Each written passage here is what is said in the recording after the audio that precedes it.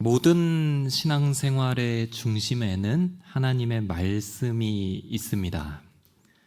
그렇게 어려운 표현이 아닙니다. 신앙은 곧 하나님을 아는 것이 신앙이고, 하나님은 말씀, 곧 계시를 통해서 우리에게 그분을 나타내 주시기 때문입니다. 하나님은 말씀하시는 하나님이시며, 그렇기 때문에 우리가 하나님을 알아갈 수 있습니다. 이 말씀은 하나님과 우리를 연결해주는 유일한 다리입니다. 따라서 말씀이 곧 예수 그리스도다라는 그 요한복음 서문의 그 말씀도 이러한 맥락입니다. 하나님을 가장 잘 보여주는 분이 예수 그리스도이시오, 또 하나님의 말씀 그 자체가 예수 그리스도인 것입니다. 이 말씀이 우리 신앙의 중심이 됩니다. 기도와 예배도 말씀이 중심에 있죠. 전도는 말씀을 전하는 것이고, 신앙의 성장과 성숙도 말씀을 통해서 이루어집니다. 교회 안에서 보면 가끔 말씀파와 기도파가 이렇게 나눠져 있습니다. 한 번에 확 아시죠? 나는 어디쯤에 속해 있는가 딱 느낌이 오시죠? 그러나 그런 구분이 바람직한 것은 아닙니다. 기도든 어떤 사역이든 전도든 다 말씀이 기반이 되어야 합니다. 말씀과 성령을 분리시키는 것도 옳지 못합니다. 이 둘의 갈등은 좀 역사가 있는데요. 교회에서 말씀을 가르치고 강조하는 사람들은 그 성령의 유연하고 생동감 있는 인도하심을 어색해하고 또 비판합니다. 반대로 성령 사역을 하시는 분들은 말씀의 권위보다는 어떤 직관의 의지에서 하나님을 알아가려고 합니다. 그러나 둘 다 아닙니다. 말씀과 성령이 함께 가는 것이 성경의 진리입니다. 에베소서에서 바울이 하나님의 전신갑주를 입으라라고 할 때 들고 있는 그 검에 대해서 소개하는데, 그 검은 성령의 검, 곧 하나님의 말씀을 가지라, 이렇게 표현이 되어 있습니다. 말씀과 성령이 같이 가는 것입니다. 말씀이 우리 신앙의 중심이 되어야 한다는 그 말은 바꾸어 말하면 하나님의 말씀이 늘 우리 안에서 중심을 잡고 있는지를 우리가 계속해서 점검해 보아야 한다는 뜻입니다. 말씀이 중심이 되지 못한 신앙생활은 위험합니다. 또 하나님은 그런 신앙의 상태를 다른 어떤 것이 갖춰져 있다고 해도 말씀이 무너져 있는 상태를 기뻐하지 않으십니다. 목회자가 만약에 말씀이 아니라 다른 여러 사역들과 또 세상적인 여러 방법과 그런 가르침만으로 가득 차 있다면 아마도 가장 잘못 서는 성도를 세우고 있는 것입니다. 말씀 중심의 신앙이 안전하고 또 바람직합니다. 단순히 그런 이야기를 하는 게 아니라 성경을 여러 번 읽어라 이 이야기를 하는 게 아니라 성경을 암송하고 성경을 가르치는 OBC 과목들은 다 수강해야 되고, 성경적 지식은 물어보면 다 답이 나와야 될 정도로 그렇게 풍성한 지식을 갖추어라, 이 말씀이 아닙니다. 우리의 모든 선택에서 말씀이 최종 권위를 가져야 되고, 말씀이 들릴 때까지 기도하는 것이 습관이 되어 있어야 되고, 말씀의 인도하심을 받는 삶이 자연스러운 신앙, 늘 하나님의 말씀에 비추어서 생각하고 말씀 곧 성령으로 기도하며 말씀에서 기쁨과 감사와 오늘 하루를 살아갈 힘을 얻는 그 삶이 참으로 복되고 귀한 것입니다. 여러분은 말씀이 꿀송이처럼 달다라는 그 시편의 표현을 경험하신 분들이 있을 겁니다. 그 사람들은 참으로 복된 분들이십니다. 말씀이 내 삶에 진실로 개입해서 내 마음을 터치하고 내 길을 인도하는 그 맛을 본 분들이신 거죠. 또 다른 측면에서 살펴본다면 이 말씀, 성경 말씀을 하나님의 살아있는 말씀으로 이해하고 믿는다는 것이 얼마나 귀한 축복이고 은혜인지 모릅니다. 이게 우리는 당연하지, 성경이 하나님의 말씀이지, 이게 당연하게 여겨질 수도 있지만 성경을 수백 번 읽어도 성령의 조명하심이 없어서 그저 성경을 문학작품 보듯이 연구하는 학자들이 많이 있습니다. 그런 학자들은 예수 그리스도와 진리를 그 자신의 영혼의 고백으로 붙들지 않습니다. 성경은 여러 저자들이 각자의 인간적 상황 속에서 쓰고 그것을 종합하고 편집한 그냥 인류 베스트셀러, 종교 경전일 뿐이지 이것을 하나님의 살아있는 말씀이다라고 여기지 않습니다.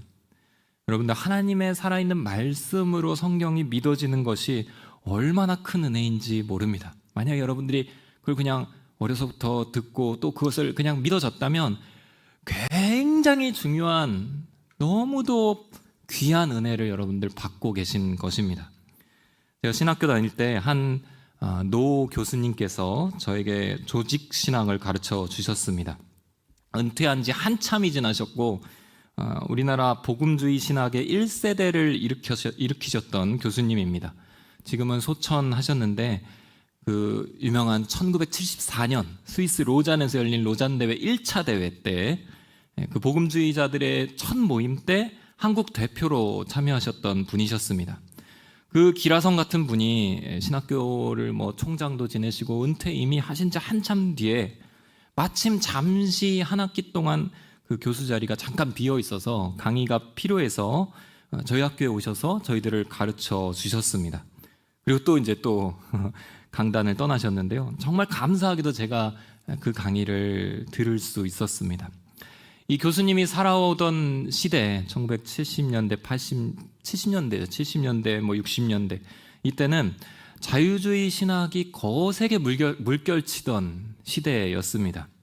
복음주의가 핵심이 뭐냐면 성경 말씀이 정확무오한 하나님의 말씀임을 믿는 것입니다. 그것을 믿는 것을 기반으로 출발하는 그것이 복음주의입니다. 근데 자유주의 신학은 출발점 자체가 다릅니다. 이것이 하나님의 말씀이라는 생각을 안 하고 시작합니다. 인간의 시각에서 성경을 분석해내고 여러 가지 성경의 해석들을 다른 것의 방식을 빌려다가 이제 분석하게 됩니다. 여기서와 저기서 비슷한 내용이 있네? 그러면 이건 2번 일어난 사건이 아니라 옛날 거를 그 다음 사람이 베껴온 거야, 이렇게 보는 거죠. 그럴 가능성이 컸지. 분명히 이 베끼는 데에는 의도가 있었을 거야.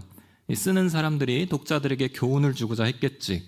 뭔가 종교적인 질서를 계속 유지하고자 하는 그들의 의도가 있을 거야. 그게 뭘까? 이런 식으로 이제 접근해서 해석하고 사고하는 겁니다.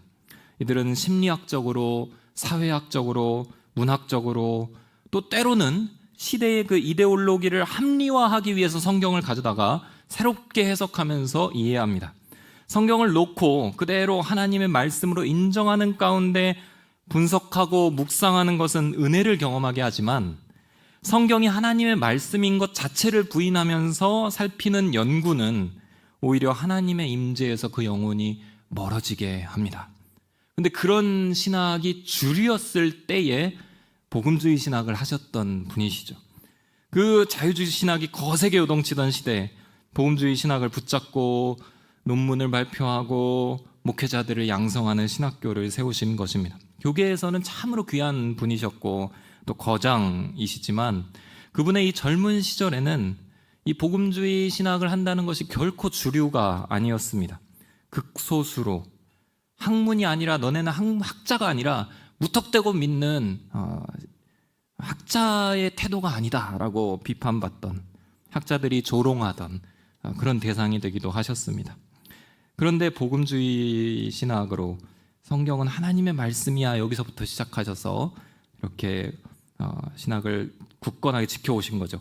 저희들이 물었습니다. 교수님 시대에는 그렇게 자유주의 신학의 비판과 반론이 많았을 텐데 어떻게 교수님은 끝까지 이 복음주의, 성경은 하나님의 살아있는 말씀이라는 그 진리를 붙잡을 수 있었던 그 비결이 무엇입니까? 이렇게 물었습니다. 그때 교수님의 대답이 충격적이었어요. 제가 6.25를 경험해서 그래요. 이렇게 말씀을 하십니다. 나는 그때 하나님을 만났거든. 총알이 빗발치는 가운데 정말 죽을 위기 속에서 나를 건지시는 하나님을 그때 만났거든. 그 하나님과 그 하나님의 말씀을 한 번도 의심할 수가 없더라. 이런 말씀을 하십니다. 그분이 가르쳐주는 수업이 아직도 저에게 큰 감동과 교훈을 줍니다. 그 수업은 이론이 있었지만 현학적이지 않았고 삶과 동떨어진 학문이 아니었고 모든 교리와 지식은 항상 결론이 오늘 나의 삶에서 그럼 나는 어떻게 살아야 되는가로 수업이 마쳤습니다. 여러분, 성경이 하나님의 말씀으로 믿어지고 말씀이 오늘 내 삶에서 역사하신다는 믿음을 갖고 있다면 여러분들 너무도 축복합니다. 모든 신앙이 그 위에서 출발하기 때문입니다. 말씀 중심이 되어야 한다, 이 말은 지식적으로 성경 말씀을 열심히 공부하는 말씀파에게만 해당되는 표현이 아니라 모든 그리스도인들이 붙들어야 되는 신앙의 제1원리입니다. 오늘은 우리가 히브리서 4장 말씀으로 특별히 큐티에 대해서 깊이 좀 여러분들과 나누기를 원합니다. 오늘 메시지 첫째로는 하나님의 말씀은 살아있다라는 것입니다. 여러분들, 매일매일 말씀 앞에서 우리가 함께하고 있는 그 큐티가 우리에게 주는 은혜와 축복은 이루 말할 수 없습니다. 오늘의 교회에서는 오늘의 교회의 그 DNA라고 해서 교회의 영성과 또 성도들의 신앙을 이루는 핵심을 표현할 때 1대1과 큐티를 드는 데는 이견이 없습니다. 그만큼 큐티를 강조하는 교회입니다. 어느 정도 큐티를 강조하는가 제가 좀 이렇게 찾아봤거든요. 먼저 우리는 오면 새가족반에서 3주차가 되면 큐티의 이론과 실제라는 것을 배웁니다. 다 배우셨죠? 기억이 안 날 수 있지만 그때 다 우리가 배워서 여기 있거든요. 3주차에 배웁니다. 3주차에 열심히 배우고 4주차로 넘어가면 또 큐티에 대해 배웁니다. 큐티의 나눔이 4주차예요. 그래서 우리는 새가족반에서 2주 동안 큐티에 대해 다룹니다.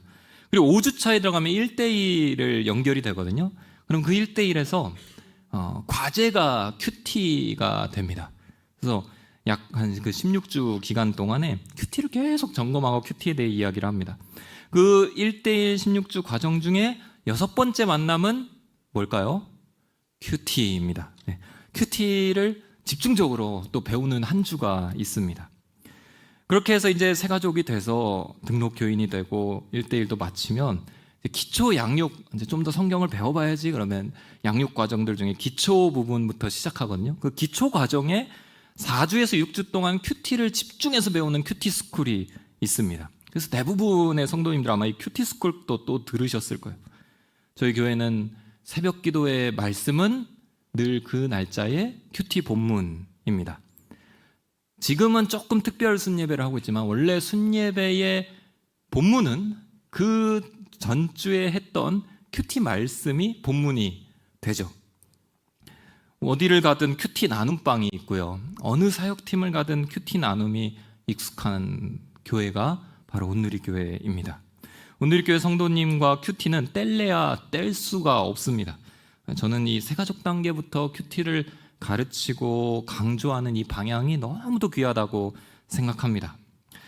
저는 온누리 교회 새가족반 출신은 아닌데 새가족이었을 때, 제가 처음 교회를 나와서 새가족이었을 때 그때 큐티를 배웠습니다. 기억에 남는 것은 그 청년 때에 새가족반에 들어갔을 때 전도사님이 그 청년 새가족들 또 새가족 사역 청년들을 함께 모아서 저녁 식사를 집에서 대접해 주시는 그런 교회였습니다. 그래서 전도사님이 모아서 같이 이제 카레라이스 같은 걸 먹고 함께 나누는데 아직도 기억에 남는 건 그때 나눴던 주제가 큐티였습니다. 제가 새가족반 때 배웠던 주제가 큐티였어요. 이렇게 물어보셨습니다. 대섭형제, 큐티가 뭔지 알아요? 큐티에 대해 들어본 적 있어요? 저는 전혀 들어본 적이 없었습니다. 그래서 저는 들어본 적이 없습니다. 그러자 이제 전도사님께서 설명을 해 주셨습니다. 전도사님의 설명이 길었는지 짧았는지 모르겠지만 제 안에서는 확실하게 한 문장이 남았는데 그게 큐티의 정의로 제가 그때 받았던 것입니다. 온누리 교회에서는 큐티를 굉장히 정확한 정의로 가르칩니다. 그런데 새가족반 교재에 나와 있는 그 큐티의 정의 한번 읽어보면 큐티는 quiet time의 약자로서 매일 조용한 시간과 장소에서 성경 말씀 묵상을 통해 하나님을 개인적으로 만나고 하나님의 음성을 듣고 적용함으로써 삶의 변화와 성숙을 이루는 개인 경건 훈련이다. 이렇게 나와요. 이 정의가 너무나 명확하고 좋은 정의여서 제가 그냥 큐티 강의할 때는 항상 그거를 그냥 칠판에다 써놓고 1주부터 4주까지 다 그걸로 풀어냅니다. 이것이 온누리교회 큐티의 정의인데 제가 이렇게 배우진 않았고요. 그때 당시에 제가 들었던 큐티의 정의는 이거였어요. 큐티란 하루에 한 장씩 성경을 읽는 거예요. 이렇게 배웠어요. 여러분, 틀린 말은 아니죠. 하루에 한 장씩 성경을 읽는 거예요. 전도사님의 큐티 강의는 그게 다였습니다. 제가 기억하는 게 다였어요. 그런데 말미에 이렇게 말씀하시는 거예요. 큐티 한번 해볼래요? 이렇게 저한테 이제 새가족반이었던 이제 초신자였던 저에게 큐티 한번 해볼래요? 근데 제 마음속에 이런 마음이 있는 거예요. 그래, 이제 내가 교회를 등록하고 새가족반을 다니고 누가 얘기하면 이제 나 그 교회 뭐 등록교인이야. 그러니까 이제 제대로 이제 기독교인으로서 좀 신앙생활이란 걸 해봐야 되지 않을까? 이런 마음이 있었던 거예요. 그러면 하루에 한 장 성경을 읽는 것 정도는 해야 되지 않을까? 그리고 그 정도는 내 삶에서 할 수 있는 거 아닌가? 이런 생각이 들었어요. 정말 할렐루야였습니다. 그 마음이 제 안에 딱 있었어요. 그래갖고 해볼래요? 그러니까 네, 해보겠습니다. 이렇게 대답을 드렸습니다. 근데 중요한 문제가 있었는데 그때 제가 다니던 교회는 진짜 생명의 삶 같은 그런 큐티 책자가 있었던 교회가 아니라 성도들이 각자 이제 자기 진도를 짜면서 한 장씩 이렇게 큐티를 했던 성경책을 펼쳐놓고 큐티하는 교회였어요. 그러니까 제가 어디서부터 읽어야 될지를 모르잖아요. 그래서 물어봤습니다. 전도사님, 어디서부터 읽어야 될까요? 근데 전도사님이 요한복음 1장부터 읽으세요. 이렇게 말씀을 하셨습니다. 요한복음은 뭐 초신자나 아니면 교회 오래 다니신 분들이나 관계없이 예수 그리스도와 신앙에 대해서 아주 깊이 살필 수 있는 책입니다. 그래서 요한복음을 권하신 것 같아요. 요한복음 1장부터 읽으세요. 이 말이 있었습니다. 그래서 제가 네, 알겠습니다 대답하고 집에 왔어요.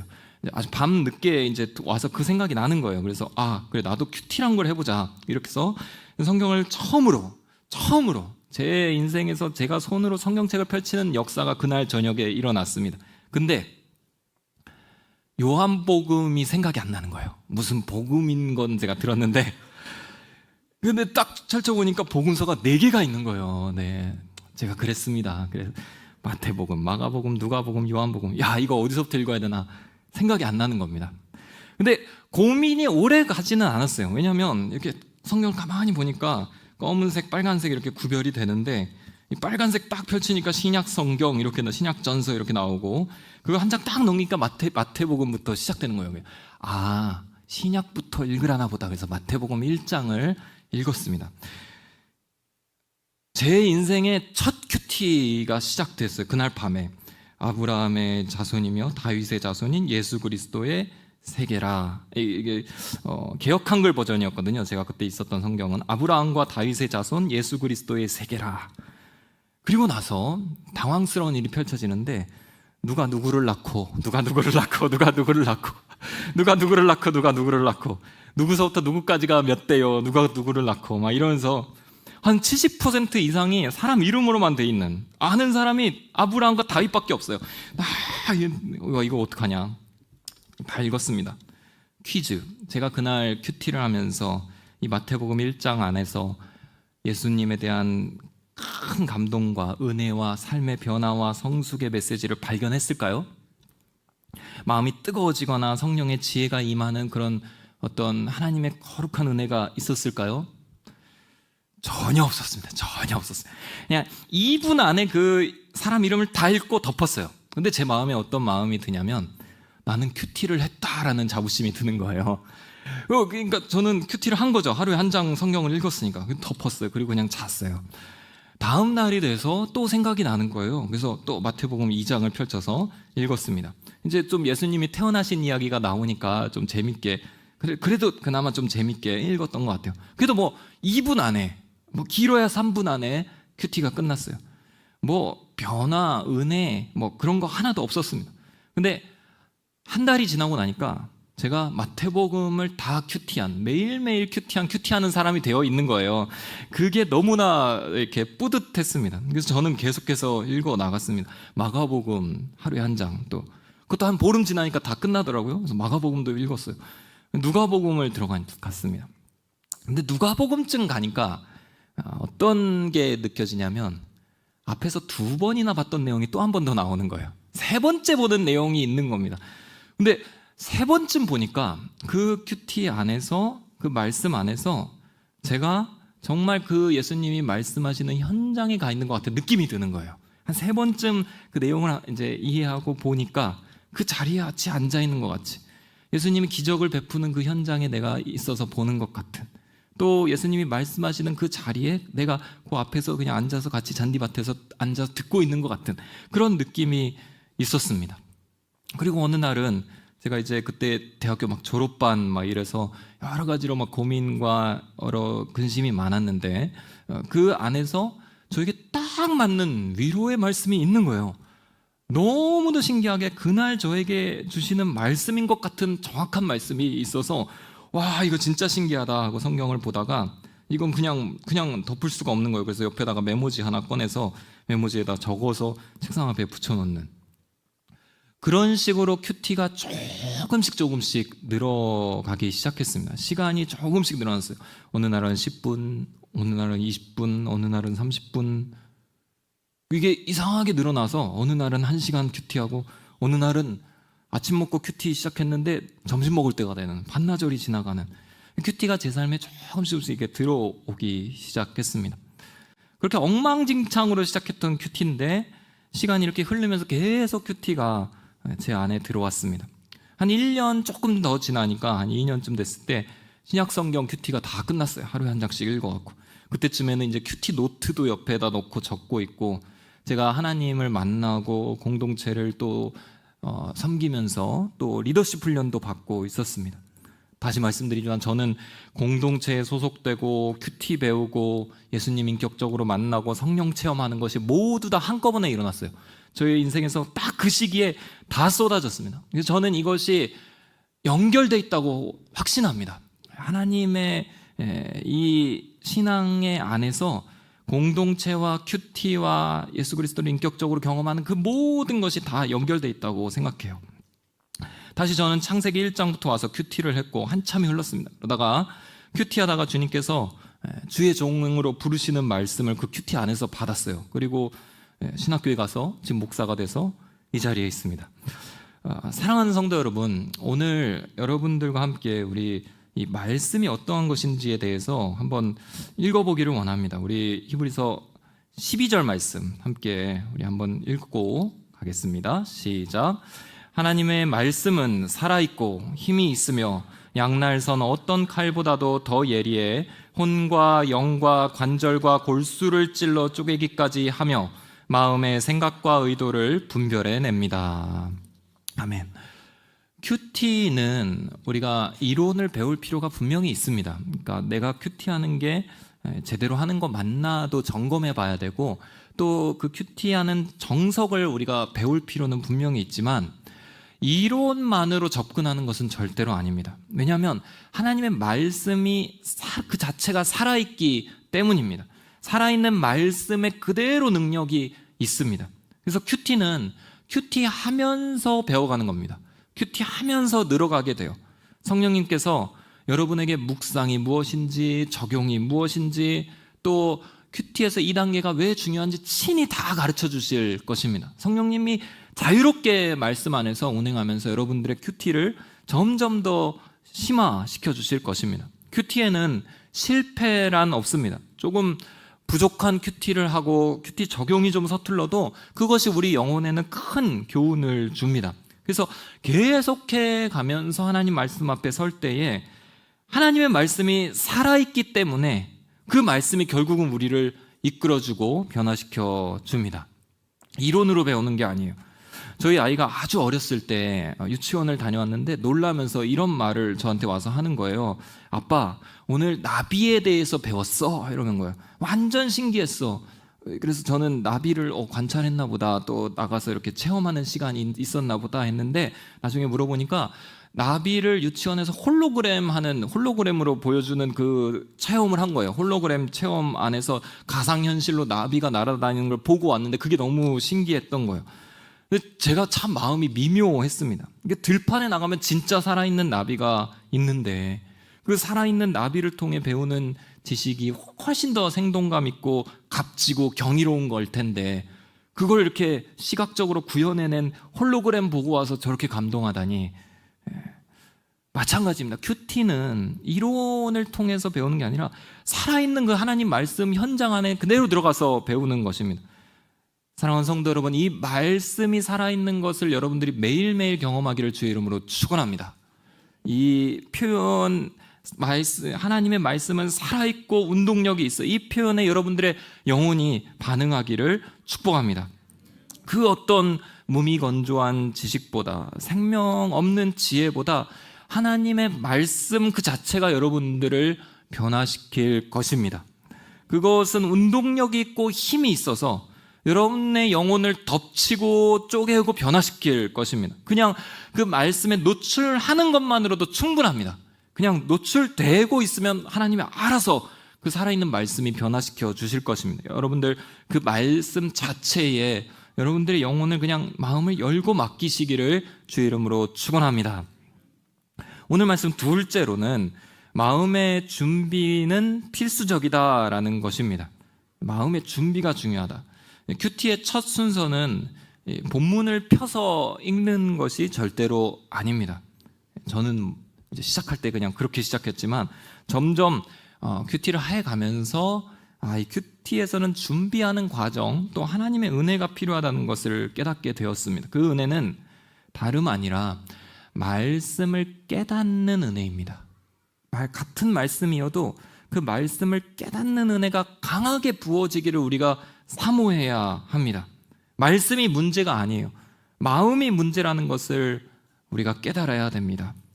복음서에서도 주님께서 씨 뿌리는 자 4가지 마음밭의 비유를 말씀해 주셨는데 씨가 문제가 아니었잖아요. 씨앗이 문제가 아니라 그 말씀을 받는 마음밭 상태가 어떠느냐에 따라 결정적으로 달라지는 것을 가르쳐 주셨습니다. 좋은 마음밭은 항상 준비되는 것이 아닙니다. 그것은 우리의 뜻과 힘대로 갈아질 수 있는 것도 아닙니다. 오늘은 좀 말씀을 듣기 위해서 내 마음을 잘 정돈해야지 한다고 해서 마음밭이 잘 준비되는 것이 절대로 아닙니다. 하나님의 말씀, 하나님의 은혜가 필요한 것입니다. 오늘 그 히브리서 4장의 좀 앞부분인데요. 7절 말씀을 보면요. 이렇게 말씀하고 있습니다. 우리 7절 말씀 자막을 통해 함께 읽겠습니다. 시작. 그러므로 이미 인용한 것처럼 하나님께서 다시 오랜 후에 어느 한 날을 정해 오늘이라고 하시고 다윗을 통해 말씀하셨습니다. 오늘 너희가 그의 음성을 듣거든 너희 마음을 완고하게 하지 말라. 그 음성이 들리는 현장에서 마음을 잘 준비해라 라는 말씀입니다. 그의 음성을 듣거든 마음을 완고하게 하지 말라. 히브리서 4장의 맥락을 보면 복음을 듣고 복음의 증거를 받은 히브리 사람들이 있습니다. 그런 모든 사람들이 다 복음을 들었어요. 근데 어떤 사람들은 복음 증거를 듣고도 또 혹은 그 십자가 현장에 있었고 그것을 직접 겪어내고도 불순종으로 인해서 하나님의 안식에 들어가지 못하게 됩니다. 그것을 히브리서 기자가 다윗의 시를 인용해 가면서 말하는 거예요. 오늘 그 음성을 듣거든 너희가 마음을 완고하게 하지 말라. 우리가 말씀 앞에서 설 때에 늘 구해야 할 것이 있다면 그것은 성령의 조명하심입니다. 하나님, 이 말씀을 오늘 내가 잘 깨닫게 도와주십시오. 이것을 우리가 간절히 기도해야 됩니다. 큐티 할 때도 그렇고 또 예배 가운데 여러분들이 말씀을 듣는 자리에 와서도 무엇을 기도하냐면 하나님, 그 들리는 말씀이 내 안에서 깨달아질 수 있게 은혜를 주십시오. 그 말씀의 조명하심의 은혜가 나에게 비춰질 수 있게 그냥 캄캄한 까막눈으로 가는 게 아니라 조명하심을 따라갈 수 있게 은혜를 베풀어 주십시오. 우리가 간절히 기도해야 됩니다. 큐티 이론 강의에서는 제일 첫 번째 단계로 찬양과 기도를 가르칩니다. 하나님께 마음을 집중시키는 능력이 있죠. 하나님의 말씀을 대하는 우리 마음밭을 놓고 하나님께 마음을 열고 하나님께 기도하는 것입니다. 주님, 이 말씀이 오늘 큐티를 할 텐데 깨닫게 해주십시오.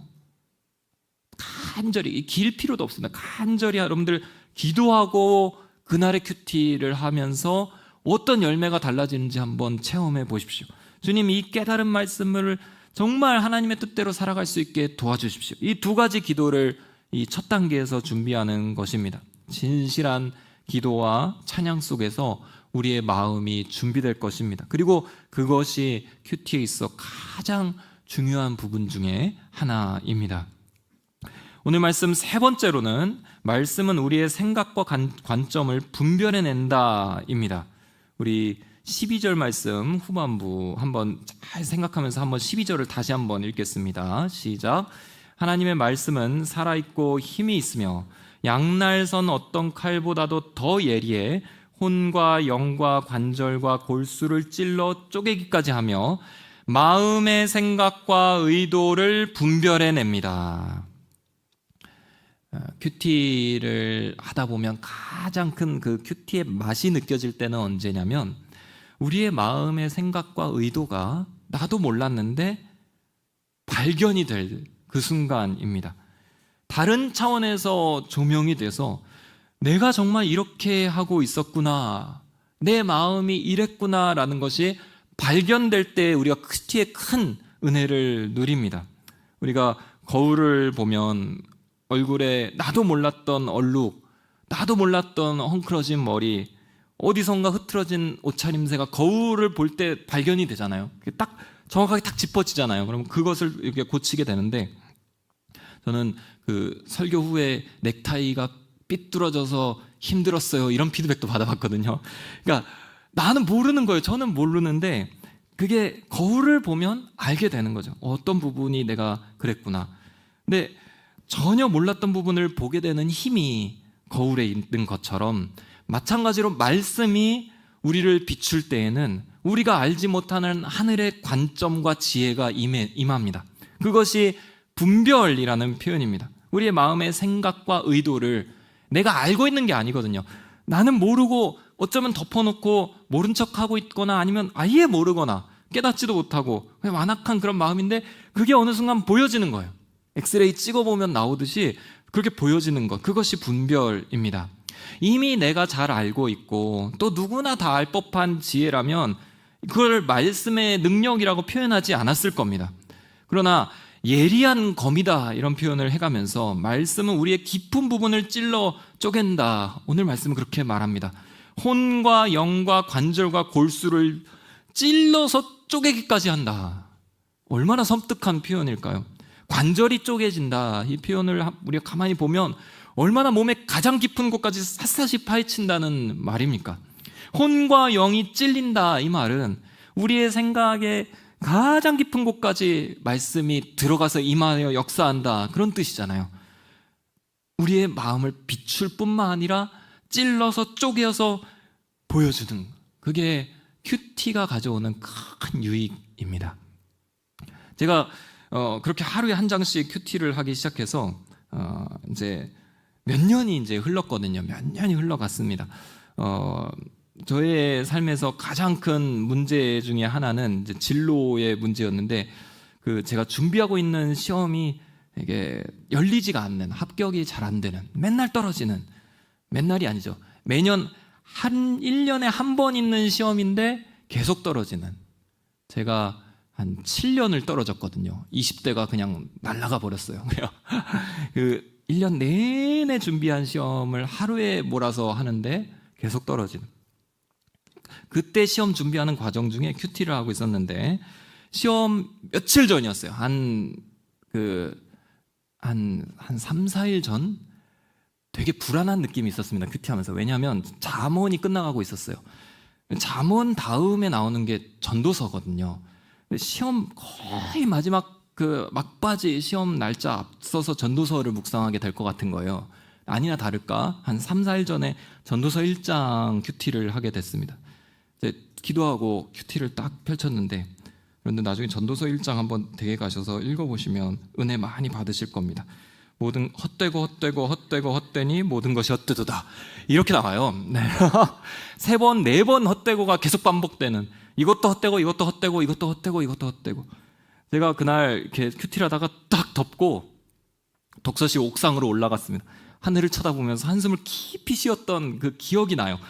하나님, 이게 무슨 큐티입니까? 지금 강하고 담대하라 내가 너와 함께함이라 혹은 지혜를 뭐 푸이 주시고 꾸짖지 아니하시는 이런 것만 나와도 지금 불안한 이 삶 속에서 헛되고 헛되니 모든 것이 헛되도다 이 말씀을 주시면 제가 도대체 오늘 어떻게 살아가라는 말씀입니까? 이런 이제 푸념 아닌 푸념을 한 거죠.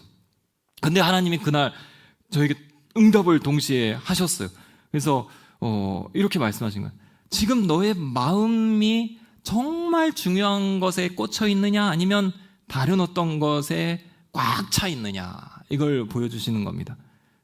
합격이라는 그 사실에 너무도 간절해 있어서 그것이 너무 더 커서 하나님이 그걸 당연히 도우셔야 되고 하나님은 그 은혜를 당연히 주셔야 된다고 생각하고 거기에만 올인되어 있는 저 자신을 보여주시는 거예요. 더 중요한 본질과 생명과 하나님 나라의 가치에 대해서 1도 생각하고 있지 않은 저 자신을 그날 엑스레이처럼 쫙 보여주시는 것입니다. 그래서 그날 이제 하나님 앞에 다시 엎드려서 회개하고 큐티를 또 깊게 하고 또 이제 시험을 준비해 갔습니다. 시험에 합격했을까요?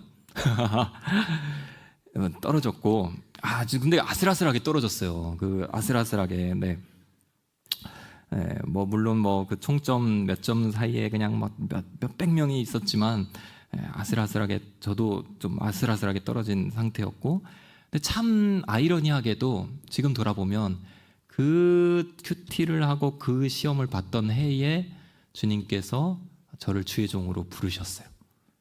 그때를 잊을 수가 없습니다. 그러고 나서 몇 달 뒤에 또 큐티에서 주님의 종으로 부르시는 말씀이 있었습니다. 사랑하는 성도 여러분, 말씀은 우리의 깊은 생각과 마음을 분별해냅니다. 반드시 알려줘요. 말씀 앞에 있다 보면 그게 그냥 막 불쑥불쑥 올라옵니다. 그것이 하나님 앞에서 합당한가 아닌가 말씀이 가르쳐 줍니다. 이 말씀의 능력을 여러분들 신뢰하고 마음을 여시기를 주의 이름으로 축원합니다.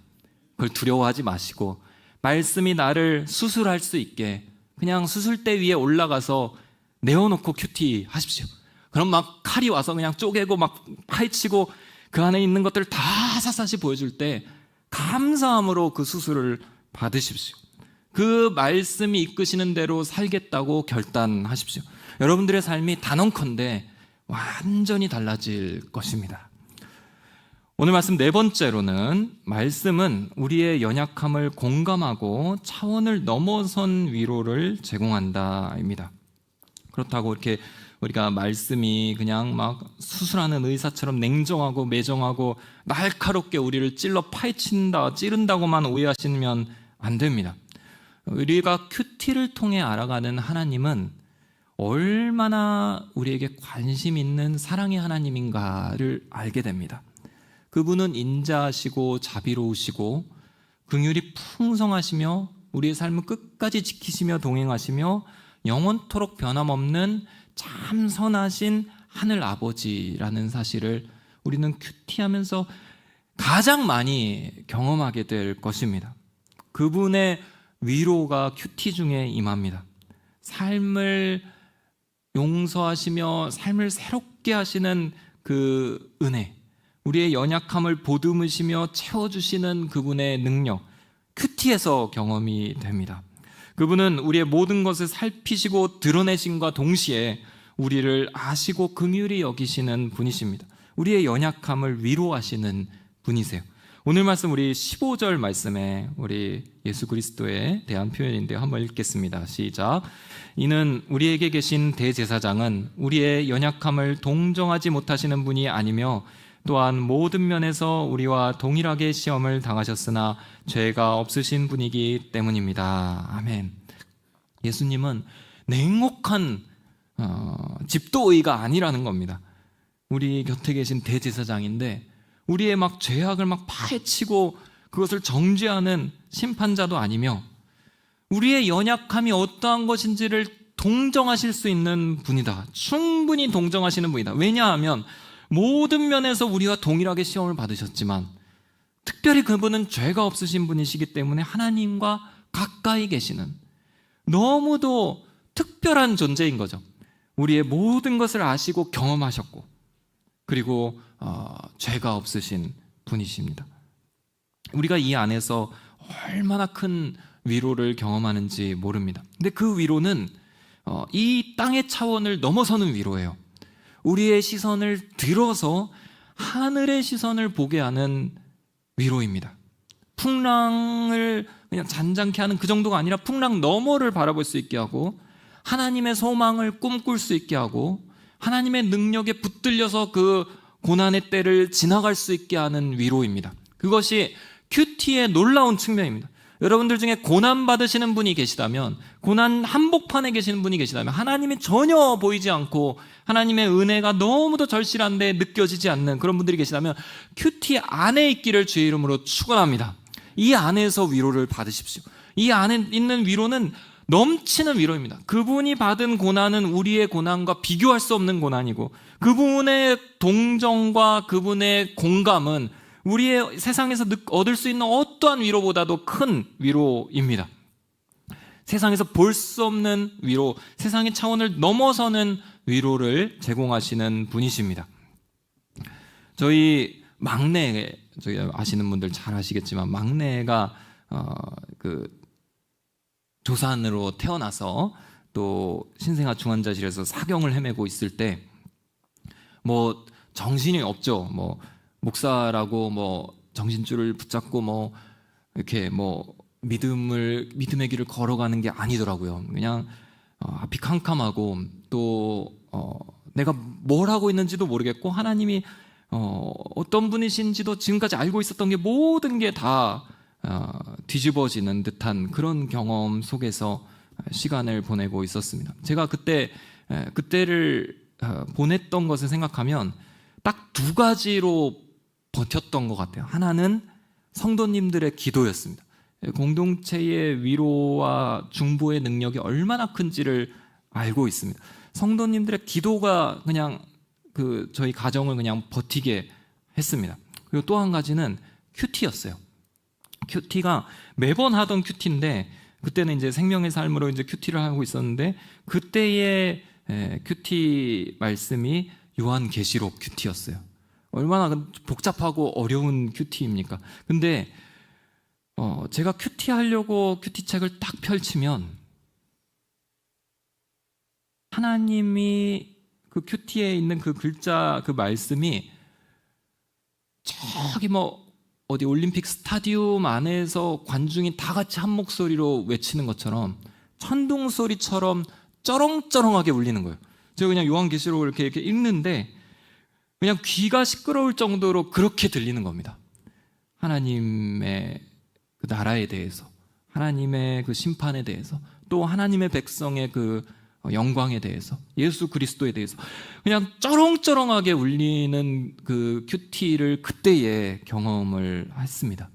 근데 그 안에서 정말 이 세상에서 주는 위로에서는 차원을 달리하는, 하나님의 관점에서 생명은 하나님께 있고, 하나님의 관점에서 지금 이 아이의 사건은 하나님이 주관하시는 시간이며, 하나님이 반드시 이끄실 것이고, 하나님께서 함께 하신다는 것을 제가 의심할 수 없게 그냥 제 영혼을 막 들었다 놨다 하는 거예요. 막 쩌렁쩌렁하게 울리는 그런 큐티의 기간이 11월, 12월 이렇게 반복이 되는데, 그걸로 버티더라고요.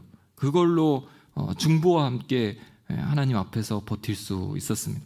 사랑하는 성도 여러분, 이 큐티 안에서의 말씀의 위로와 주님의 격려를 풍성히 경험하는 여러분들 되시기를 주의 이름으로 축원합니다.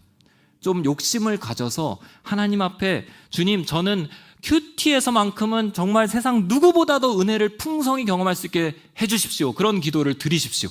제가 큐티할 때만큼은 하나님이 어떠한 분이신지를 정말 내 영혼이 전율하면서 알아가고, 내 삶에 하나님이 어떠한 은혜를 주신지 정말 명확하게 파악하게 되고, 큐티를 통해서 하나님을 영화롭게 할 수 있는 그 은혜를 하나님 저에게 하늘문을 열고 부어주십시오. 이런 기도를 하십시오.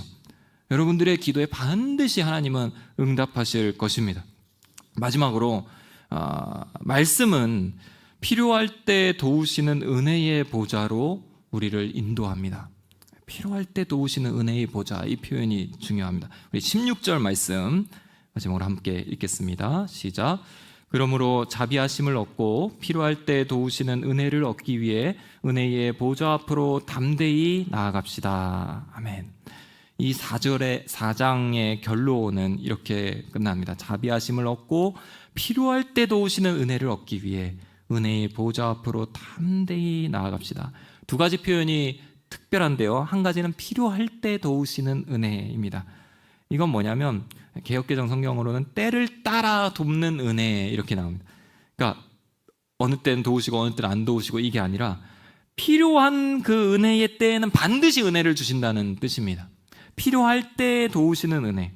그래서 사도 바울은 이 사실을 알고 그가 데살로니가 교회를 이렇게 축복합니다. 데살로니가 후서에서 평강의 주께서 친히 때마다 일마다 너희에게 평강을 주시고, 여러분들 기억하시면 좋겠습니다. 기도할 때 이 언어를 쓰셔도 좋을 것 같아요. 하나님 필요할 때 도우시는 은혜를 주십시오.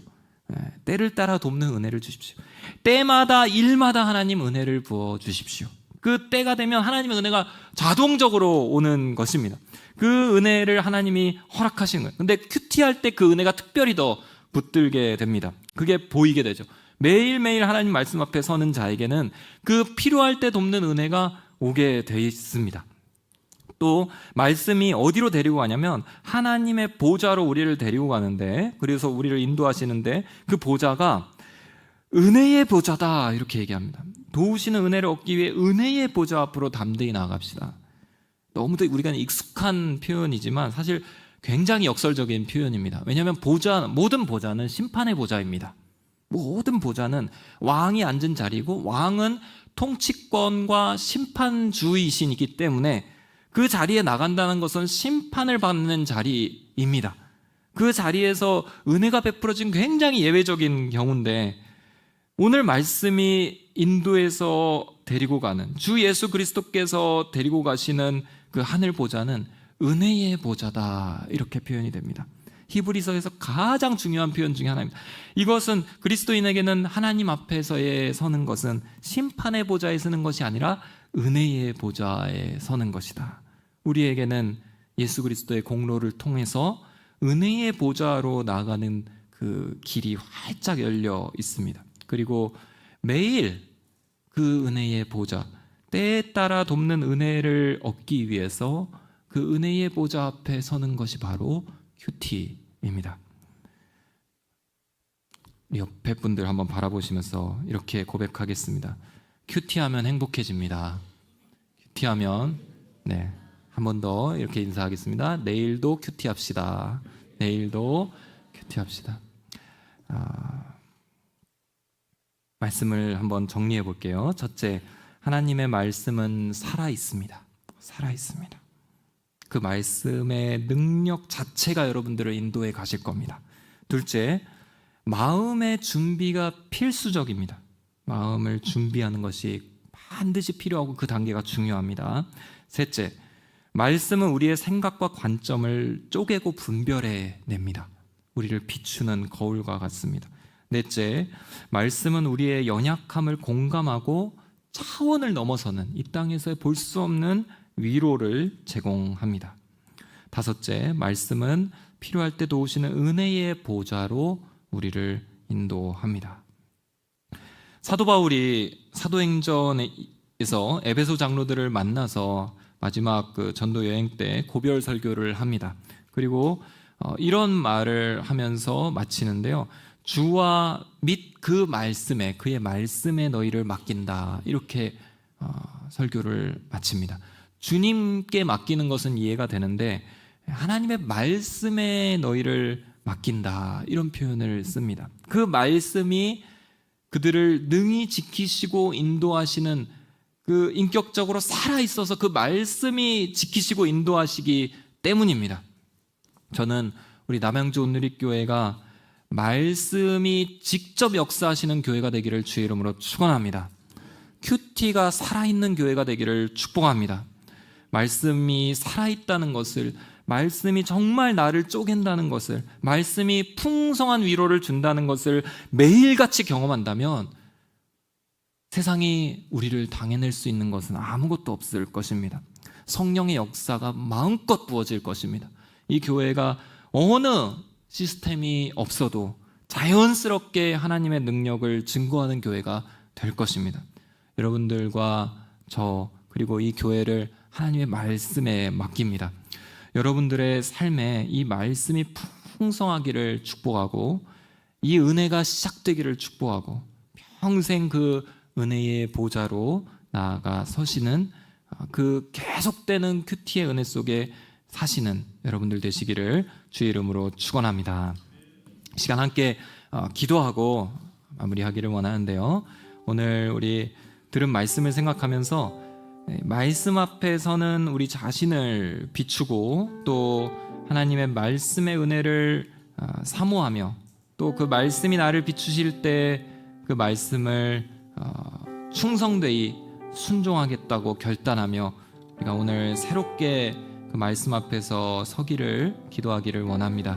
하나님, 주님의 말씀이 살아있고 힘이 있어서 하나님의 뜻대로 우리의 생각과 마음의 중심을 분별하며 찔러 쪼개는 그 하나님의 말씀 앞에 나의 신앙과 영혼을 맡겨드립니다. 아버지 하나님, 살아있는 그 말씀이 내 영혼을, 내 삶을 직접 터치하게 하여 주시옵소서. 그 말씀이 나를 조명하며 나를 보여줄 때에 하나님, 회개로 나아가게 하여 주시고 하나님, 순종으로 나아가게 하여 주시고 하나님, 믿음으로 용기로 설 수 있는 하나님의 자녀로 온전해질 수 있는 그 말씀의 능력을 풍성히 체험하는 삶의 축복을 내게 더하여 주시옵소서. 하나님, 나의 평생 동안 이 말씀이 나의 삶을 주관하게 하여 주시고 내가 큐티할 때에 하나님 말씀을 펼치고 하나님 말씀을 묵상할 때에 하나님 그곳에 때마다 일마다 돕는 은혜를 더하여 주셔서 하나님 그 말씀에 힘입어 살아가며 그 말씀으로 승리하며 그 말씀으로 신앙생활하는 정말 주의 모습을 닮아가는 살아있는 하나님과 동행하는 살아있는 신앙이 될 수 있게 주님, 말씀 앞에서의 내 자신을 새롭게 하시고 말씀을 보는 내 큐티의 현장을 새롭게 하시고 말씀을 듣는 내 마음을 새롭게 하여 주시옵소서. 말씀을 향한 나의 태도와 나의 권위와 또 나의 생각을 온전히 새롭게 하셔서 하나님, 말씀을 들을 때에 전율하며 변화되며 하나님 말씀 앞에서 온전케 되는 거룩한 능력이 내 삶에서 주어질 수 있게 축복하여 주시옵소서. 우리 말씀 앞에서의 나의 태도와 삶을 새롭게 결단하시면서 함께 기도하도록 하겠습니다. 살아계신 하나님 아버지, 감사합니다. 말씀으로 우리를 붙들어 주시니 감사합니다.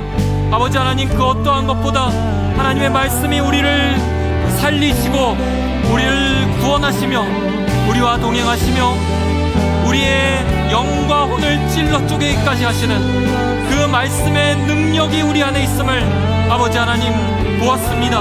하나님, 이 말씀 앞에 우리가 결단합니다. 하나님, 말씀의 능력을 아는 신앙이 되게 하여 주시옵소서. 하나님, 그 말씀의 풍성한 은혜를 경험하는 신앙이 되게 하여 주시옵소서. 오랜 시간 신앙생활을 했음에도 말씀의 능력 하나 경험하지 못하며 말씀에 죽어있는 활자 속에 파묻혀 있는 죽은 지식에 있다면 하나님, 다시 한번 내 영혼을 깨우셔서 살아계신 그 하나님의 능력의 말씀을 체험할 수 있도록 주님 기름 부어 주시옵소서. 아버지 하나님, 매일같이 말씀 앞에 설 때에 하나님 그 현장을 축복하여 주시옵소서. 하나님, 말씀을 듣는 그 시간이 너무도 사모되게 하여 주시옵소서.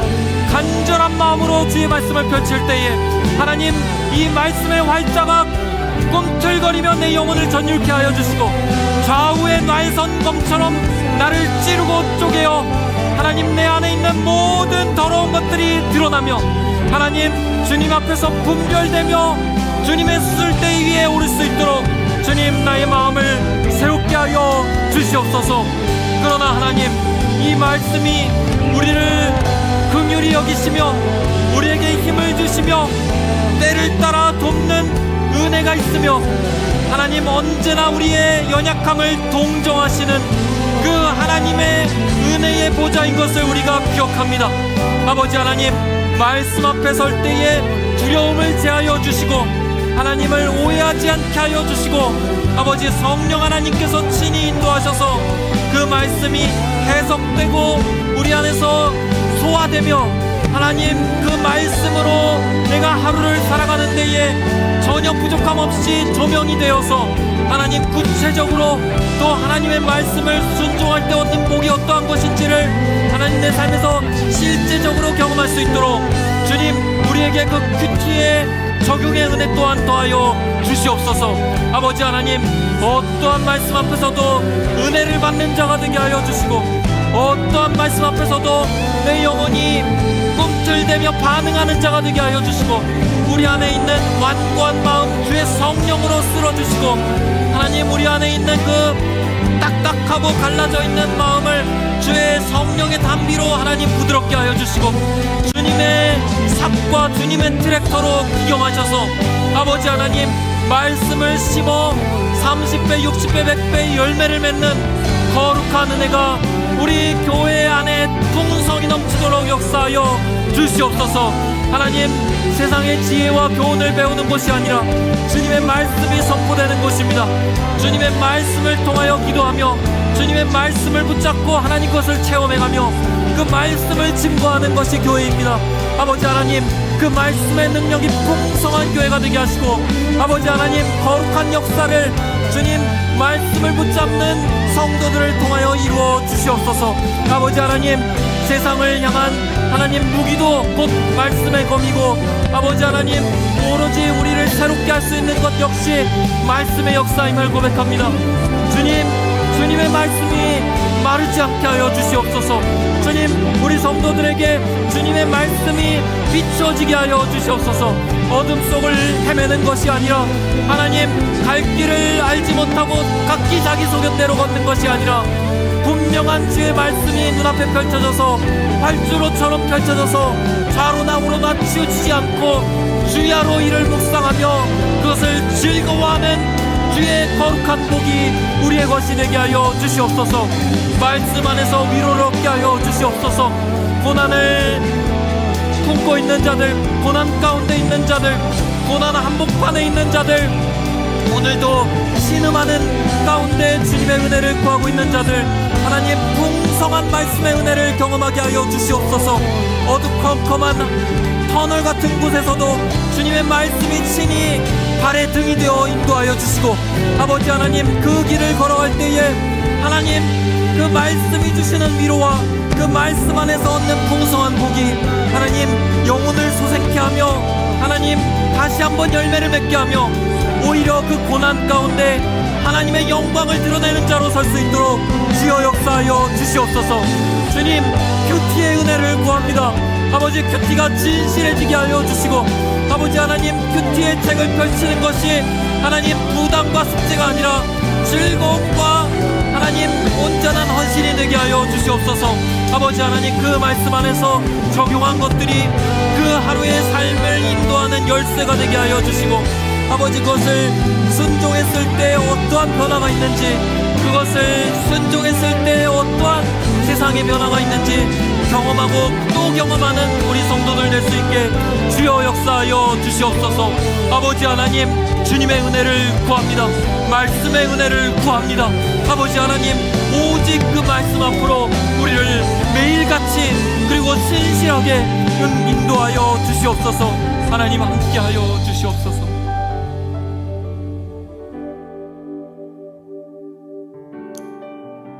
살아계신 하나님 아버지, 주님의 말씀은 살아있고 힘이 있어 좌우 날선 어떤 검보다도 더 예리하며 혼과 영과 관절과 골수를 찔러 쪼개며 마음의 깊은 생각과 의도를 분별해낸다 말씀하셨습니다. 주님, 이 칼에 우리의 삶을 올려놓습니다.